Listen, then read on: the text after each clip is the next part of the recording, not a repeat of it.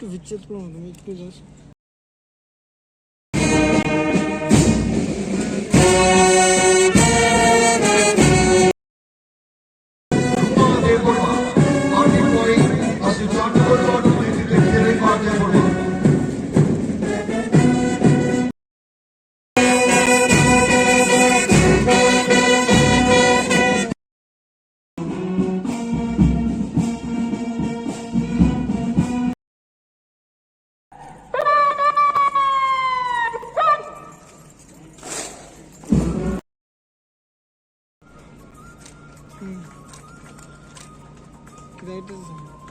দাঁড়া দাঁড়া।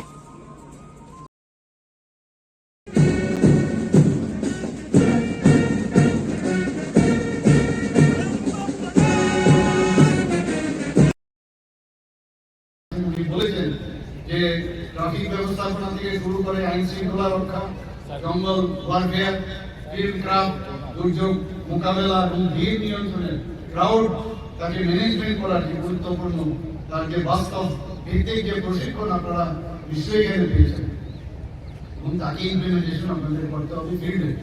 রাজ্য সরকার ত্রিপুরা পুলিশকে আরো বেশি মডার্নাইজেশন করার এবং এমপ্লয়াবিলিটি, মানে মাননীয় প্রধানমন্ত্রী বারবার বলেন আমি চাকরি পেলাম বা একটা বিশেষ একটা স্থান পেলাম, আজকে আপনারা কনস্টেবল পদে এখানে স্থান পেয়েছেন, কিন্তু তার জন্য যে দক্ষ হওয়া তার এমপ্লয়াবিলিটি যাকে বলে, এবং তার শুধু তাই নয় যে মডার্ন যে প্রযুক্তি সেইগুলোর উপর ভিত্তি আপনাদের করতে হবে, আরো অনেক শিক্ষা নিশ্চয়ই আপনারা তা পাবেন এবং এটার জন্য যা যা দরকার আমাদের সরকারের পক্ষ থেকে সব ধরনের আপনাদের সাহায্য করা হবে। পুলিশ বাহিনীর যে সক্ষমতা বৃদ্ধি এবং তার যে আমি একটু আগে বললাম যে প্রযুক্তি নির্ভর সেটা হতেই হবে। সাইবার অপরাধ দমন, কমিউনিটি পুলিশিং এবং মহিলা ও শিশু সুরক্ষার ক্ষেত্রেও আপনাদের গুরুত্ব মানে বিশেষ করে বর্তায় এবং সেটা নিশ্চয়ই আপনারা পালন করেন। আমি দৃঢ়ভাবে বিশ্বাস করি আপনাদের প্রত্যেকে এই লক্ষ্য পূরণের গুরুত্বপূর্ণ ভূমিকা পালন করবেন। আমি আনন্দের সাথে ঘোষণা করছি যে সরকারের অনুমোদিত অলরেডি 218 জন সাব ইন্সপেক্টর নিয়োগের প্রক্রিয়া খুব শীঘ্রই শুরু হবে।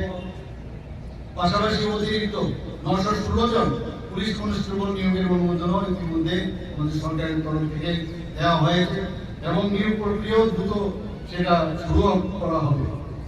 রাজ্য সরকার আইন শৃঙ্খলায় সম্পূর্ণভাবে প্রতিশ্রুতিবদ্ধ। আপনারা দেখেছেন যে কোনো জায়গায় আইন শৃঙ্খলার সমস্যা যখন হয় সেখানে কিন্তু আমাদের সরকারের তরফ থেকে আমাদের নির্দেশ যে পুলিশ বাহিনীকে পুরো তাদের স্বাধীনতা দেওয়া হয়েছে এবং আপনারা সেইভাবেও কাজ করছেন।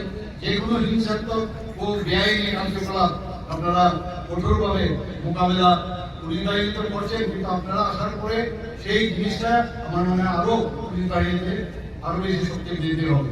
জনগণের যাতে আরো তাড়াতাড়ি স্পিডি যে ন্যায় বিচার সেটা যাতে পৌঁছে দেওয়া যায়, তার জন্য 1 জুলাই 2024 থেকে আপনারা সবাই জানেন যে নতুন ফৌজদারি আইন সমূহ সম্পর্কে ত্রিপুরা পুলিশ সকল পুলিশ কর্মীকে অলরেডি আপনাদেরকেও দেওয়া হবে, সেখানে প্রশিক্ষণ দেওয়া হবে।